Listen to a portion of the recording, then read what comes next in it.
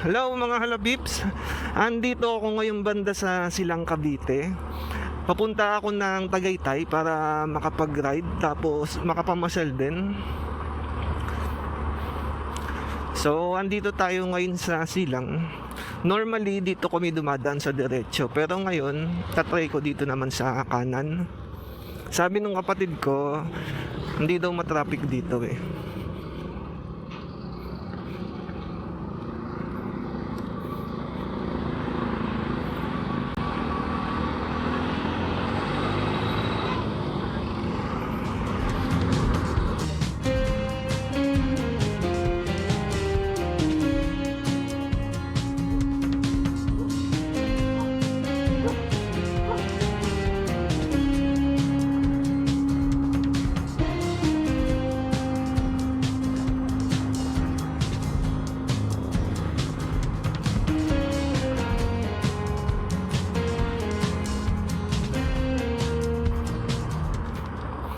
Okay naman dito sa dinaanan ko na to. Walang traffic. Ang pangit lang is medyo hindi maganda yung kalye kasi medyo madaming mga lubak. Maganda lang dumaan dito kapag traffic talaga dun sa Aguinaldo. Ayan, tulad nito oh. Pangit ng daan.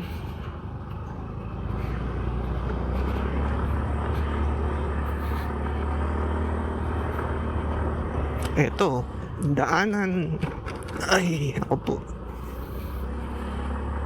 Dami ang mga halaman. Tapos kanina may mga nadaanan din ako na taniman ng pinya.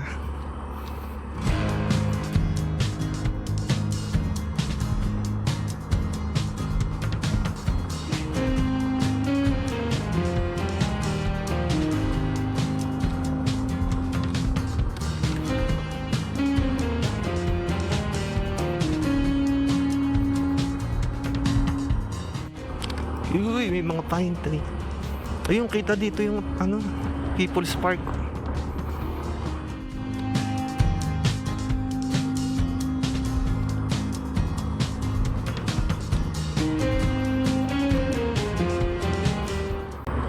Ito oh, pinya. Daming pinya. Uy, may hams. Ay, di pala. Kala ko totoo. Guhit lang pala yun sa daanan.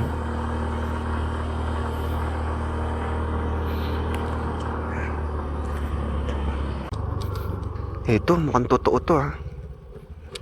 Okay, totoo nga.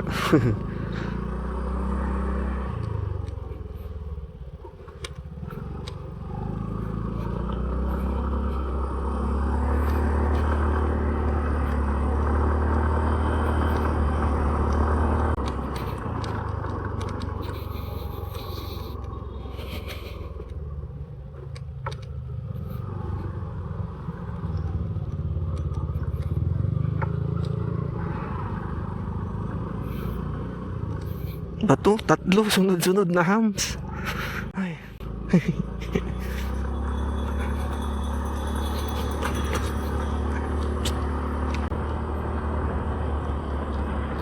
Oo, ang daming mga pinya.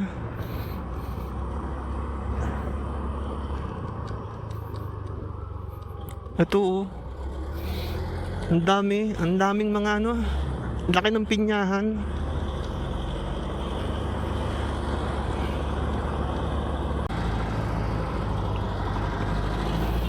Bala ko palang pumunta ng People's Park. Nung last month kasi, nagpunta ako dito rin sa Tagaytay. And hindi ko nakita yung People's Park kung nasaan. So, eto dito na lang ako huminto nung tong deck na to. Nagtaho lang ako tapos konting video. At saka pictures.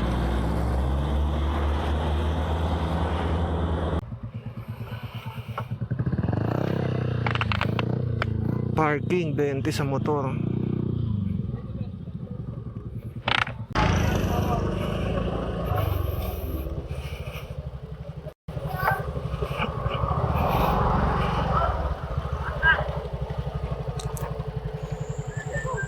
Ha? Meron pa doon?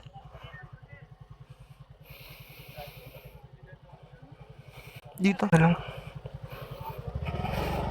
Eto, paakyat tayo ngayon papunta sa People's Park. Ang ganda.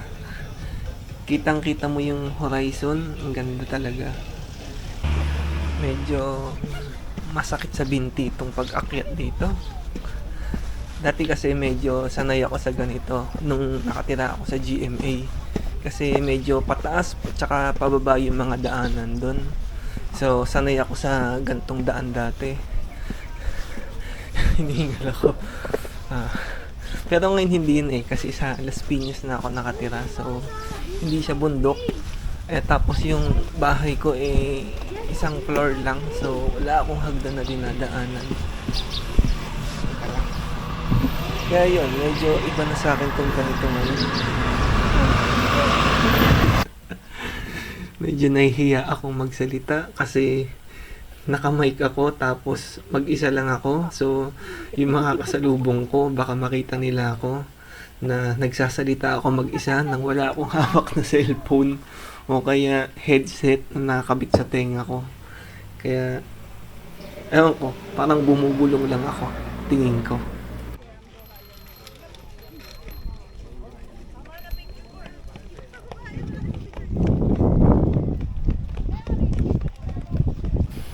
So may mga cottages pala dito kung saan kayo pwedeng kumain ng pagkain na binili nyo dito mismo sa People's Park or kumain ng pagkain na binaon nyo papunta dito.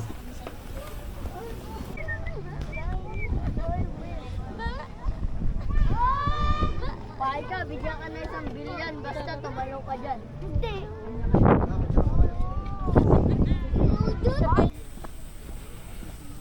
So ngayon, pababa na ulit ako, papunta sa motor. Sumaglit lang naman ako dito sa People's Park. Parang mahigit 10 years na yung huling punta ko dito. Tapos ngayong 2024 na lang ulit ako nakabalik dito.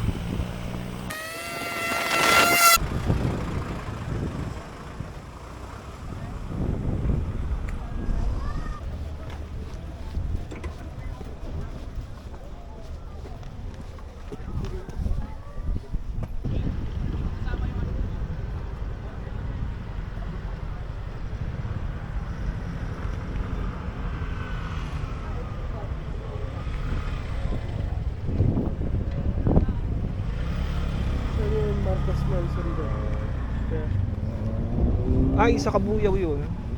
Wala dito yan sa... Wala dito, lalabas pa sa ano. Ito,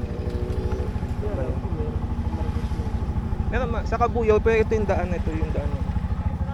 Doon yung Marcos Mansion. Hindi, meron dito sa Laguna. Ay nga, Laguna nga yan.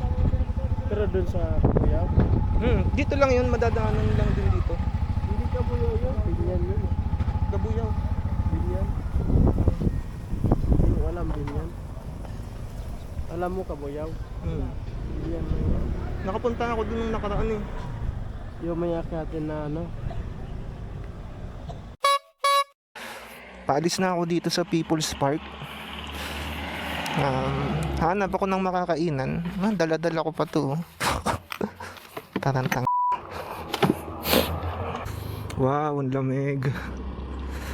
Ay, iba talaga yung feeling kapag naka-jacket ka, mainit.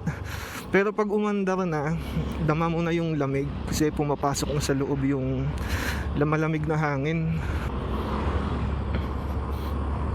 Parang wala masyadong tao ngayon, no? Siguro kasi nag-uwian ng probinsya yung ibang tao.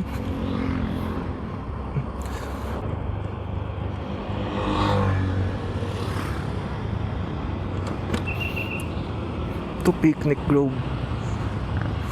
Hindi na lang. Palm Sunday pala ngayon, no? Kaya pala ang daming palaspas. Ngayon ko lang napansin. Palaspas pala ngayon.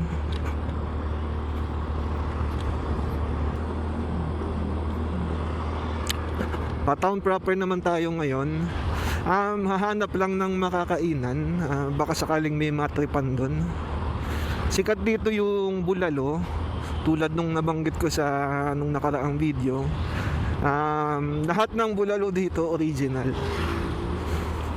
Tsaka yung tawilis, crispy tawilis, yan, sikat din yun dito.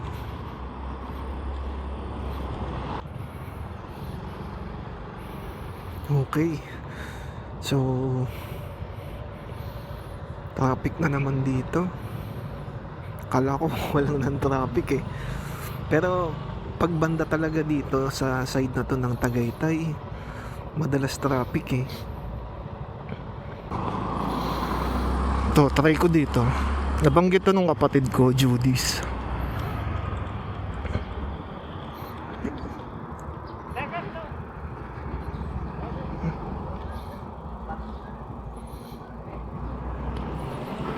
Ang pinakaunang nag-pop dito sa isip ko nung pagdating ko dito sa Judy's ay yung libre nilang kapeng barako. Bakit? Kasi hindi ako nagkakape. Maganda yung hagdan paakyat sa restaurant nila kasi madaming mga halaman nakakadagdag sa scenery. Madaming pagpipilian dito sa Judy's. Meron silang mga appetizers or panghimagas, mga pasta, milk tea, kape. Hiwalay pa yung libreng kapeng barako nila dito ha. Meron din silang mga silog, boodle sets, at group sets para sa mga malakihang grupo. Tingin ko ay alam nyo na kung ano ang o-ordering ko. Yung papasilog. Tapos, Oo.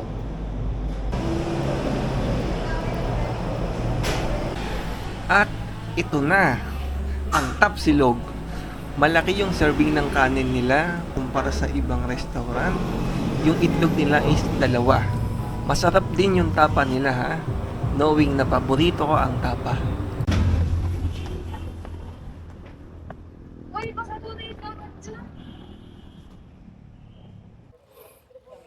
Kitang-kita yung lugar dito. Ito, yung nasa ibaba nito mismo ng Tagaytay.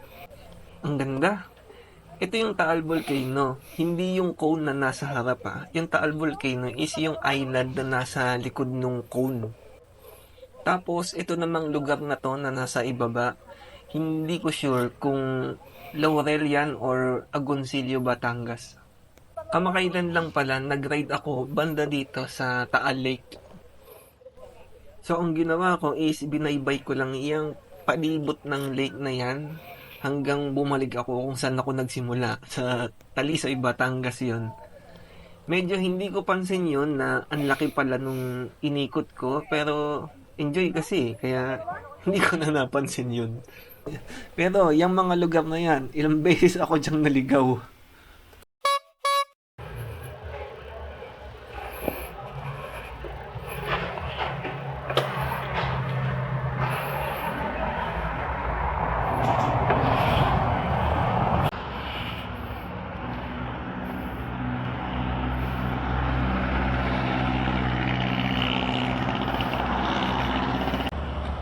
Ayos. Ang sarap nung kinain ko sa Judy's. Tapsilog. Tapa ulit.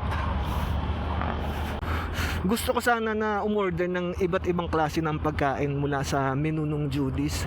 Kaso lang, mag-isa lang kasi ako. Nanghihinayang naman ako kasi hindi ko naman kayang ubusin lahat yun. Kaya in-order ko is yung pang isahan na lang, yung meal na, yung tapsilog. Ay, saus! Kunwari ka pa. Siguro wala ka lang pambili, no? Diga. Okay, dito na tayo ngayon sa Rotonda.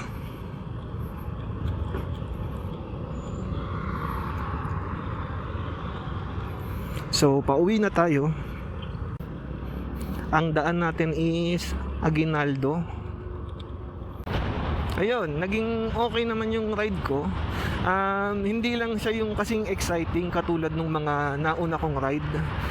Kasi Tagaytay yung pinuntahan eh. Bali, parang familiar na ako sa Tagaytay. Tapos, yun lang, parang walang bago. Ano meron? Okay, simbahan lang. Ano na ulit yung sinasabi ko?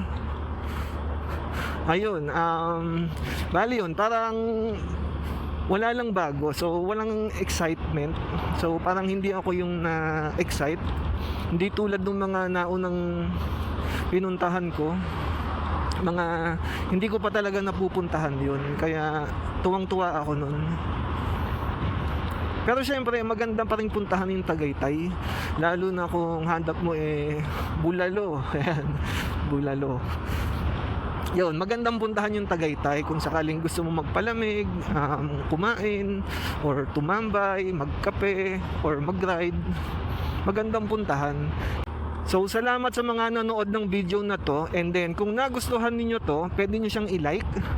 At kung gusto niyo pang makanood ng mga ganitong klaseng video mula sa akin, pwede kayong mag-subscribe diyan sa baba.